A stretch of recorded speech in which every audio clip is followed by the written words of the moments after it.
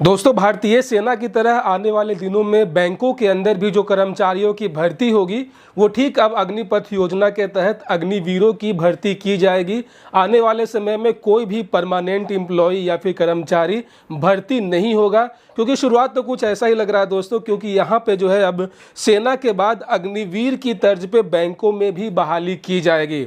दोस्तों, जैसे कि आपको पता होगा कि अभी कुछ दिनों पहले ही सेना ने एक नया नियम लागू किया था भर्ती के लिए, जिसमें जो है अब अग्निवीरों की भर्ती की जाएगी। कोई भी जो है परमानेंट एम्प्लॉय नहीं रखा जाएगा। ठीक है, उसी तरीके से दोस्तों यहाँ पे सेना में अग्निवीरों की तर्ज पे अब बैंकों में भी कर्मचारी की बहाली होगी। यह कर्मचारी कॉन्ट्रैक्ट पे रखे जाएंगे। ठीक है, देश का सबसे बड़ा सरकारी बैंक भारतीय स्टेट बैंक अपना खर्चा कम करने के लिए मानव संसाधन संबंधित मुद्दों के लिए एक अलग से कंपनी शुरू करने जा रही है। बेसिकली एक थर्ड पार्टी वेंडर कंपनी होगा जो कि एसबीआई का ही पार्ट होगा, जो एसबीआई को अलग अलग शाखाओं में मैन पावर सप्लाई करेगा।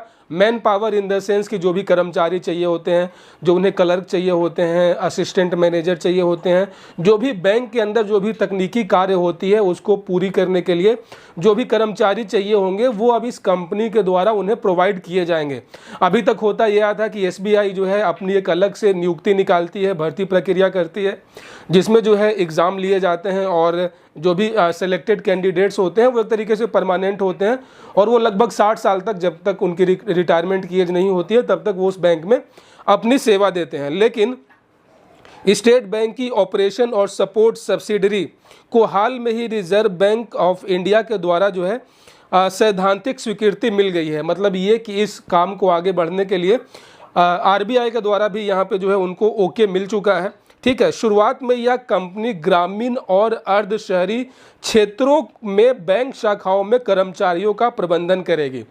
मतलब ये कि शुरुआत में जो भी सेमी अर्बन या फिर जो भी रूरल एरियाज़ में जो भी बैंकों की शाखाएं हैं, ठीक है, वहाँ पे जो ये कंपनी होगी वो मैन पावर सप्लाई करेगी, वहाँ पे कर्मचारियों का जो है एक तरीके से मैनेजमेंट करेगी। और बैंकिंग क्षेत्र के जानकारों की माने तो यह कदम उठाकर बैंक अपना जो है कॉस्ट टू इनकम रेशियो कम करना चाहती है। मतलब ये एक ऐसा कदम है जिससे जो है बैंक की पूरी कोशिश है कि उनका जो कॉस्ट टू इनकम रेशियो जो है, मतलब उनका जितना प्रॉफिट होता है उसके मुकाबले जो उनके खर्चे होते हैं, क्योंकि बैंकों को जो है काफ़ी बड़ा खर्चा होता है अपने एम्प्लॉयज़ को सैलरी देने में, उनको अलग अलग इंसेंटिव्स देने में, अलग अलग रिटायरमेंट्स बेनिफिट देने में, और भी साथ मेडिकल तमाम जो भी पर्क्स होते हैं उन सभी को देकर बैंकों को एक अच्छा खासा खर्चा होता है। तो कोशिश ये है कि इससे जो है कॉस्ट टू इनकम का जो रेशियो है वो कम होगा। इंडस्ट्री स्टैंडर्ड के हिसाब से फ़िलहाल जो अभी कॉस्ट है वो काफ़ी ज़्यादा ऊंचा है। ऐसा इसलिए क्योंकि पूरे देश में एसबीआई बैंक का जो नेटवर्क है ऑफ कोर्स काफ़ी बड़ा है। भारत में सबसे ज़्यादा शाखाओं के साथ, सबसे ज़्यादा एटीएम नेटवर्क के साथ एसबीआई पहले पायदान पे है। तो ऐसे में एसबीआई ने अपना एक बहुत बड़ा नेटवर्क स्थापित कर रखा है। चालू वित्तीय वर्ष 2022-2023 की पहली तिमाही में एसबीआई के कुल ऑपरेशन खर्च में वेतन का हिस्सा ही करीब 45.7% था, और साथ ही साथ सेवानिवृत्ति लाभ व अन्य प्रोविज़न की हिस्सेदारी 12.4% है। All India bank officer association के ओर से जो बयान दिए गए हैं उसमें कहा गया है कि State Bank Operation Support Services जिन कर्मचारियों की नियुक्ति करेगी वो अब सभी नियुक्तियां जो होंगी वो अनुबंध के आधार पे होगी। अनुबंध के आधार पे नियुक्ति होने से कर्मचारियों को जो है जो अलग से जो भी कॉस्टिंग पड़ती है वो खर्चों में कम पड़ेगी, और कर्मचारियों को एसबीआई के स्थायी कर्मियों को मिलने वाले जो लाभ मिलते हैं वो अब नहीं मिलेंगे। तो कुल मिला जुला के दोस्तों ये काफ़ी एक अलग इनिशिएटिव है जो कि एसबीआई के द्वारा ले लिया गया है।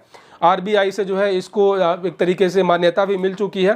तो एक बहुत बड़ा झटका है ऑफ कोर्स देश के उन लाखों युवाओं के लिए जो कि बैंकिंग सेक्टर में और ऑफ कोर्स एसबीआई जैसे बड़े बैंक के साथ जुड़कर जो है वो उसमें अपने रोजगार का एक संभावना तलाशते हैं। साथ ही साथ अब ग्राहकों का भी भरोसा कहीं ना कहीं कम होगा, क्योंकि ग्राहक जो आंख बंद करके भरोसा करते थे एसबीआई के ऊपर, उसमें कुछ ना कुछ कमी होगी। ठीक है, तो तमाम बहुत सारे इसके पॉजिटिव और बहुत सारे नेगेटिव इसके जो है एस्पेक्ट्स भी हैं। तो आप लोग का क्या विचार है इस अग्निवीर योजना के तहत एसबीआई में नई नियोजन भर्ती का, जो कि पूरी तरीके से जो है कॉन्ट्रैक्ट बेसिस होगी और बैंक की पूरी कोशिश होगी कि आने वाले समय में जो है इसको कंटिन्यू करके पूरा जो इकोसिस्टम है वो एक तरीके से कॉन्ट्रैक्चुअल बेसिस पे कर दिया जाए, ताकि बैंक का जो कॉस्ट टू इनकम रेशियो है उसको पूरी तरीके से कंट्रोल किया जाए।